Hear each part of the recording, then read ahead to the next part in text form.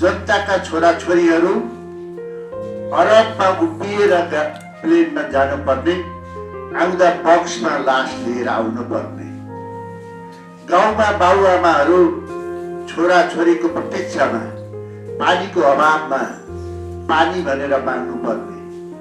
तर नेपालका नेताहरू जहिले पनि आफ्नो स्वार्थ, आफ्नो पारिवारिक स्वार्थ, गुटगत स्वार्थमा आफ्नो पार्टीको सिङ्गो नेता पनि बन्न नसक्ने र सधैँ समस्या क्रिएट गरिरहने, यो सबैभन्दा धेरै नेपालको समस्या बनिरहेको छ। नेपालमा बिजुलीहरू थिएन, उज्यालो थिएन, अँध्यारोमा टुकी बाँध्नु पर्थ्यो। त्यो अवस्थामा हामीले अरुण नदीबाट बिजुली ल्याऊ भनेर नेपालको स्वामित्वमा हामी विद्युत निकाल्दै थियौँ।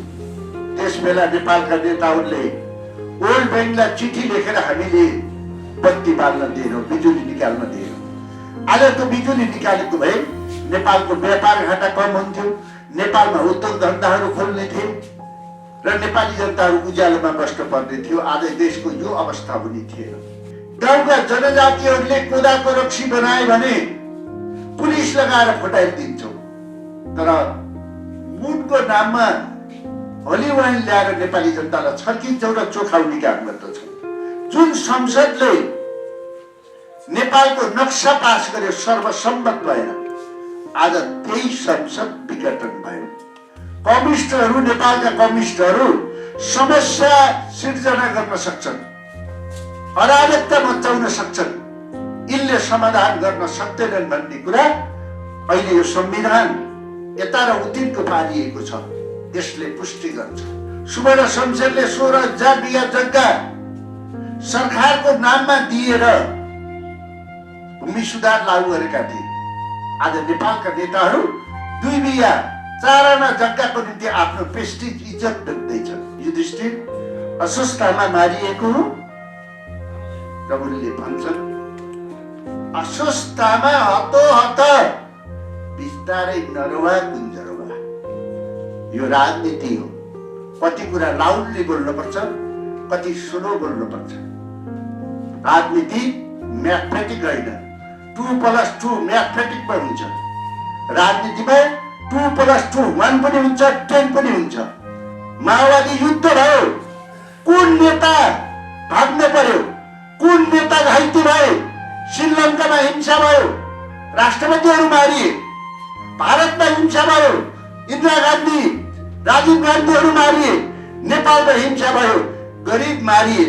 हिजो पनि गरिबका ट्याक्सीहरू जलाइए, ठुला नेताहरू पेजरमा हिँड्ने भए। यो कुनै राजनीति हो? यो कुनै राजनीति संस्कार हो?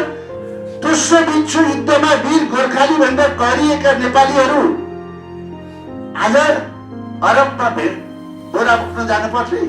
आज अमेरिका जालान्, युरोप जालान्, प्रचण्डको पासपोर्टमा भिसा लाग्ला, शेरबहादुरजीको लाग्ला, केपी ओलीको लाग्ला, माधव नेपालको लाग्ला। नेपाली जनताका छोराको अन्तर्राष्ट्रिय क्षेत्रमा यो पासपोर्टको मूल्य कति हो, कति बनाएका छन्?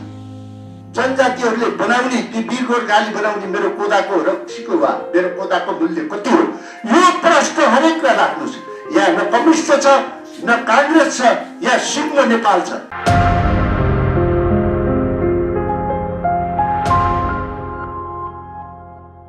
वास्तविक रूपले नेपालको संसार जगतले नेपाली जनतालाई हरेक कुरामा सुसूचित गराउँदै आएको छ। अहिले नेपालको परिप्रेक्ष्यमा पनि हामीले नेपाली जनतालाई सुसूचित गराउनु पर्ने अवस्था छ। धेरै बोल्ने, उग्र कुरा गर्ने, जनतापट्टि उत्तरदायी नहुने, जनताका छोराछोरीहरू अरबमा उभिएर प्लेनमा जानुपर्ने, आउँदा बक्समा लास लिएर आउनुपर्ने, गाउँमा बाबुआमाहरू छोराछोरीको प्रतीक्षामा पानीको अभावमा पानी भनेर माग्नुपर्ने। तर नेपालका नेताहरू जहिले पनि आफ्नो स्वार्थ, आफ्नो पारिवारिक स्वार्थ, गुटगत स्वार्थमा आफ्नो पार्टीको सिङ्गो नेता पनि बन्न नसक्ने र सधैँ समस्या क्रिएट गरिरहने, यो सबैभन्दा धेरै नेपालको समस्या बनिरहेको छ। हामी विकासका बाधक, नेपालका राजनीतिक पार्टीका नेताहरू विकासका बाधक, समाजका बाधक र संस्कृतिका बाधकहरू बन्दै गएका छन्। विकासका बाधक कसरी? नेपाल भर्खर 30 वर्ष अगाडि बहुदलीय व्यवस्था ल्याएको थियो, राजालाई संविधानको दायरामा बाँधेको थियो। त्यस अवस्थामा नेपालमा बिजुलीहरू थिएन, उज्यालो थिएन, अँध्यारोमा टुकी बाँध्नु पर्थ्यो। त्यो अवस्थामा हामीले अरुण नदीबाट बिजुली ल्याउँ भनेर नेपालको स्वामित्वमा हामी विद्युत निकाल्दै थियौँ। त्यस बेला नेपालका नेताहरूले वर्ल्ड ब्याङ्कलाई चिठी लेखेर हामीले बत्ती बाल्न दिएनौँ, बिजुली निकाल्न दिएनौँ। आज त्यो बिजुली निकालेको भए नेपालको व्यापार घाटा कम हुन्थ्यो, नेपालमा उद्योग धन्दाहरू खोल्ने थिए र नेपाली जनताहरू उज्यालोमा बस्न पर्ने थियो। आज देशको यो अवस्था हुने थिएन। आज 30 वर्षपछि नेपालको स्वामित्वमा बन्दै गरेको जलविद्युतलाई हामीले आज भारतको स्वामित्वमा बन्न दिएका छौँ। यो नेपाली नेताहरूको प्रवृत्ति र नेपाली नेताहरूको संस्कृति भइसक्यो। यिनलाई कसको सुई लागेको छ कसैलाई थाहा छैन, कसको इन्जेक्सन कसित प्रयोग भइरहेको छ हामीले बुझ्न सकेका छैनौँ। यसै गरेर नेपाली संस्कृति दुनियाँमा सबैभन्दा राम्रो संस्कृति हामीले लिने, चाहे मैथुरी होस्, चाहे भोजपुरी होस्, चाहे थारू होस्, चाहे दसैँ होस्, चाहे धान नाच होस्, चाहे घाँटु डाँस होस्, यस्ता संस्कृतिहरूलाई हामीले अहिले गाउँका जनजातिहरूले कोदाको रक्सी बनाए भने पुलिस लगाएर फटाइदिन्छौँ। तर मुनको नाममा होली वाइन ल्याएर नेपाली जनतालाई छर्किन्छौँ र चोखाउने काम गर्दछौँ। यसरी नै नेपाली समाजलाई विभिन्न पार्टीगत रूपमा रसिद कटाएर झगडा बनाउँछौँ। यो प्रवृत्ति नेपालमा सधैँ रह्यो। यो प्रवृत्ति जनताबाट होइन, सधैँ जनताहरूले यस्तो काम, नेताहरूले यस्तो काम गरे। योबाट हामी निस्कन थालेका थियौँ। नेपालमा ठुलो युद्ध भयो, 17,000 भन्दा बढी मान्छेहरू मारिए। के को नाममा मारिए? विदेशी लगानी गर्न दिदैनौँ, हिन्दी भाषा बोल्न दिँदैनौँ, विदेशी फिल्म चल्न दिँदैनौँ, गोर्खा भक्ति केन्द्र बन्द गर्छौँ। 17,000 मान्छे यसैको नाममा मानिए, अङ्गभङ्ग भए, सारा भए। तर यसको नाममा हामीले यो हिंसाबाट देशलाई रोक्नुपर्छ भनेर हामीले संविधान बनायौँ। पहिलो संविधानबाट संविधान बन्न सकेन। संविधान सभाबाट प्रचण्डजी, बाबुरामजी, माधव नेपालजी, जलनाथजी प्रधानमन्त्री बन्नुभयो। तर संविधान निर्माण गर्न सक्नु भएन, न्यायाधीशलाई खोजेर ल्याउनु पर्यो। दोस्रो संविधान सभाबाट सुशील कोइराला प्रधानमन्त्री हुनुभयो। एकातिर माओवादी, एकातिर एमाले, एकातिर राप्रपा, तराईका सबै पार्टीहरूलाई मिलाएर हामीले संविधान निर्माण गर्यौँ। त्यो पनि समावेशी संविधान, संघीयता सहितको संविधान, गणतान्त्रिक संविधान, समानुपातिक संविधान हामीले निर्माण गर्यौँ। आज त्यो संविधानबाट व्यवस्थापिका चुनाव भयो। कम्युनिस्ट पार्टीहरूले अत्यधिक बहुमत ल्याए, 2/3 बहुमत ल्याए। तर आज सरकार चलाउने बेला, विकास गर्ने बेलामा जुन संसदले नेपालको नक्सा पास गर्यो सर्वसम्मत भएर, आज त्यही संसद विघटन भयो। मलाई लाग्छ यो संसद विघटन गर्नु अत्यन्तै दुःखद कुरा हो। संसद विघटन गर्नु हुँदैन। उसलाई हामीले पुरस्कार, नक्सा पास गर्ने संसदलाई हामीले पुरस्कृत गर्न पर्थ्यो, उसलाई भङ्ग गर्नुहुन्न थियो। आज एउटा सरकारमा बस्ने भङ्ग गर्ने, अर्को सडकमा आउने, नारा जुलुस गर्ने, आम हडताल भन्ने, जनतालाई दुःख दिने प्रवृत्ति फेरि सुरु भयो। अहिले देखिन्छ कम्युनिस्टहरू, नेपालका कम्युनिस्टहरू समस्या सिर्जना गर्न सक्छन्, अराजकता मचाउन सक्छन्, यिनले समाधान गर्न सक्दैनन् भन्ने कुरा अहिले यो संविधान यता र उतिनको पारिएको छ, यसले पुष्टि गर्छ। त्यसकारण नेपालको सबैभन्दा ठुलो विडम्बना नेपालका कम्युनिस्टहरू बन्न गए। अहिलेको अवस्थालाई हेर्दा चाहे सडकमा बनुन्, चाहे सरकारमा बसुन्, आपसमा मेल पनि हुन सकेन यिनीहरूको बिचमा। यो अवस्थामा काङ्ग्रेसले के गर्नुपर्छ? यो अवस्थामा काङ्ग्रेसले के गर्नुपर्छ? काङ्ग्रेसले आफ्नो इतिहास सम्झाउनुपर्छ। काङ्ग्रेसले सधैँ निकास दिएको छ देशलाई अप्ठ्यारोको बेलामा, चाहे 7 सालको आन्दोलनमा होस्, चाहे 46 सालको आन्दोलनबाट होस्, चाहे 62-63 सालको आन्दोलनबाट होस्, चाहे माओवादी हिंसाबाट होस्, काङ्ग्रेसले सधैँ निकास दिएको छ। काङ्ग्रेसले सधैँ त्याग गरेको छ। आज देशको अवस्था, यहाँका नेताहरूको क्रियाकलापलाई हेर्दा सुवर्ण शमशेरले 16,000 बिघा जग्गा सरकारको नाममा दिएर भूमि सुधार लागू गरेका थिए। आज नेपालका नेताहरू 2 बिघा 4 आना जग्गाको निम्ति आफ्नो प्रेस्टिज इज्जत बेच्दैछन्, सरकारको निम्ति आपसमा झगडा गर्दैछन्, मारकाट गर्दैछन्। यिनीहरूसित शब्द पनि छैन, के शब्द प्रयोग गर्ने हो भन्ने पनि शब्द पनि छैन। यो अवस्थामा नेपाल पुगेको छ। यसलाई हामीले निकास दिनुपर्छ। काङ्ग्रेसले यसलाई निकास दिन्छ। निकास मैले बनाएको संविधानमा, मैले हस्ताक्षर गरेको संविधानमा, जुन संविधान हामी संवाद समितिमा थियौँ, यसको नेतृत्व बाबुराम भट्टराईजीले गर्नुभएको थियो। त्यसमा प्रचण्डजी त्यही हुनुहुन्थ्यो, शेरबहादुरजी त्यही हुनुहुन्थ्यो, माधव नेपालजी हुनुहुन्थ्यो, केपी ओलीजी हुनुहुन्थ्यो, सबै नेताहरू हुनुहुन्थ्यो। हामीले बनाएको संविधानमा कुनै पनि अप्ठ्यारो पर्दा त्यसको व्याख्या सर्वोच्च अदालतले गर्ने भन्दा हामीले संविधान त दिइसकेका छौँ। यसको व्याख्या सर्वोच्च अदालतले गर्नेछ। हुनेका शब्दहरू, दोहोरो अर्थ लाउने शब्दहरू वा समस्याको निकास सर्वोच्चले गर्ने हामीले व्यवस्था गरिसकेका छौँ। त्यसकारण अहिले मैले निवेदन गरिसके कि जुन संसदले नक्सा पास गर्यो सर्वसम्मतले, त्यो संसद विघटन गर्नु गलत थियो। तर गलत पार भइसकेपछि अब क्राइसिस भन्ने शब्द छ। क्राइसिस, हामी अहिले डेन्जर जोनमा छौँ संविधानको संरक्षणको दिनमा। शेष हामी यसलाई अवसरको रूपमा लिनुपर्छ र अवसरको रूपमा लिएर हामीले संविधानलाई सर्वोच्च अदालतले गरेर उसले चुनाव हुन्छ, चुनावमा जानु, उसले पुनर्स्थापना भन्छ, पुनर्स्थापना जाने व्यवस्था हामीले संविधानमै गरेका छौँ। त्यसको आधारमा हामीले अगाडि बढ्नुपर्छ। सधैँ नेपाली नेताहरूमा सधैँ मनै व्यवस्थापिका हौँ, मनै कार्यपालिका हौँ, मनै न्यायपालिका हौँ भन्ने हुँदैन।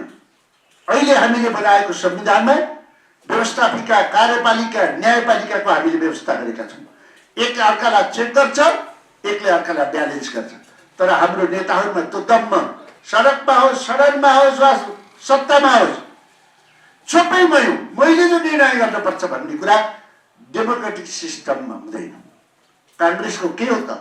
काङ्ग्रेसले के गर्नुपर्छ त भन्दा काङ्ग्रेसले निकास दिनुपर्छ। म तपाईँहरूलाई एउटा उदाहरण दिन चाहन्छु। मेरो संविधानले मात्र यसको समाधान गरेको छैन, मेरो पूर्वीय दर्शनले पनि यसको समाधानको बाटो खोजेको छ। के खोजेको छ त? महाभारतको युद्धमा द्रोणाचार्यले हतियार नफालिकन महाभारतको युद्धको अन्त हुँदैन। त्यस अवस्थामा त्यो अन्त हुनका निम्ति द्रोणाचार्यलाई सबैभन्दा ठुलो हट हुनुपर्छ। हट हुनका निम्ति द्रोणाचार्यको छोरो मारिएको हल्ला हुनुपर्छ।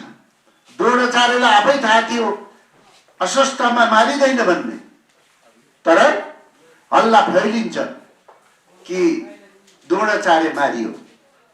तब अस्वस्थामाले सोध्छन् कि यो कला सोझु, यो सत्य हो कि बेसित भन्दा उनले भन्छन् यसको सत्य बताउने काम युधिष्ठिरको, उनी धर्मराज हुन् भनेर भन्छ। र उनले सोध्छन् ए युधिष्ठिर अस्वस्थमा मारिएको हो?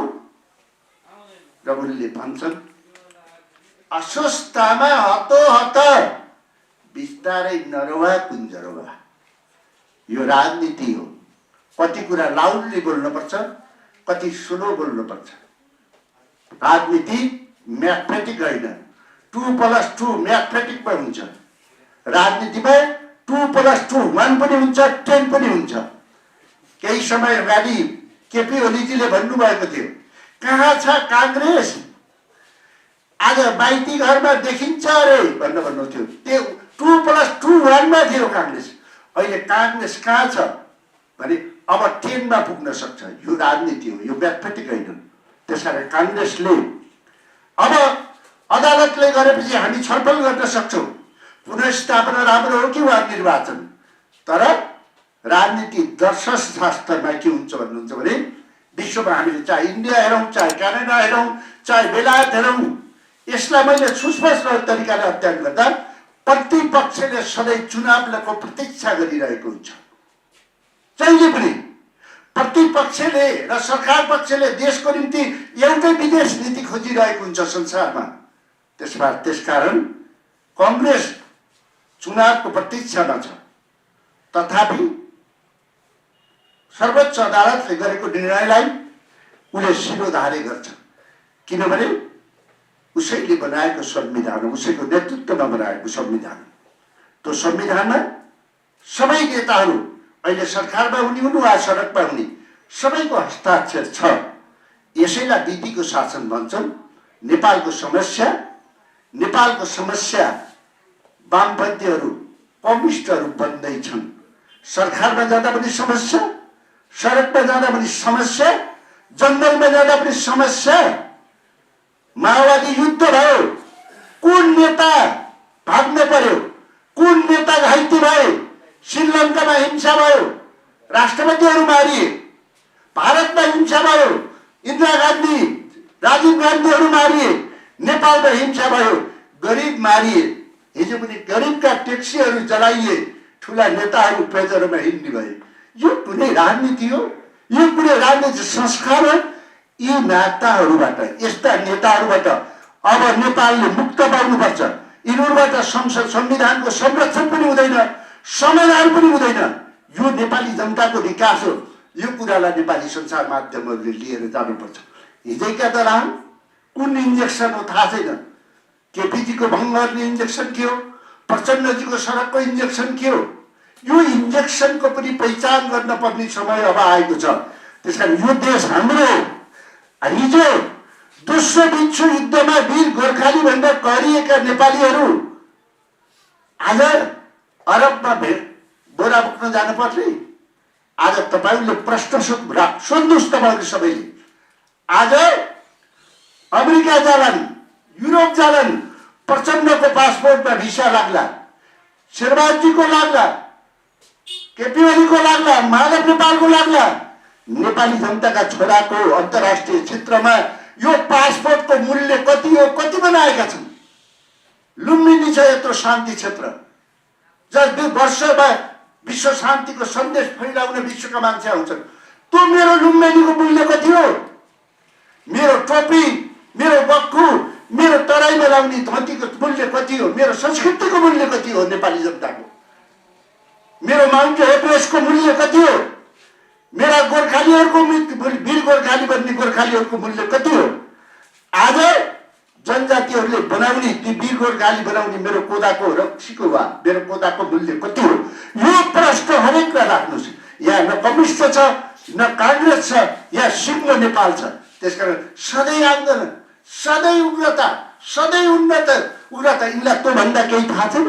सत्तामा बस्दा मिल्न नसक्ने, सरकार चलाउन नसक्ने, अहिले फेरि झडकमा आएर भाँड भइरह्यो।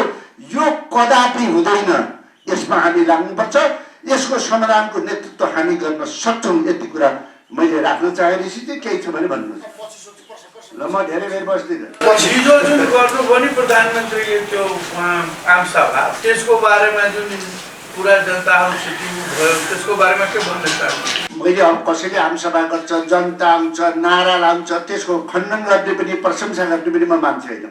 मेरो देशलाई त्यसले के असर गर्छ, मेरो जनतालाई के असर गर्छ, मेरो जनता के गर्दैछ, त्यो मेरो सवालको कुरा हो। मेरो देश कहाँ जाँदैछ, मैले बनाएको संविधान कहाँ जाँदैछ, मेरो यत्रो कपाल फुला जाने लडेको जेल गएको मेरो प्रजातन्त्र कहाँ जाँदैछ? यी 2-4 जना नेताको नाममा ठगहरूको घरमा जाँदैछ कि मेरो जनताको घरमा जाँदैछ? यति मात्र कुरा हो। यसमा कुनै मेरो सवाल छैन।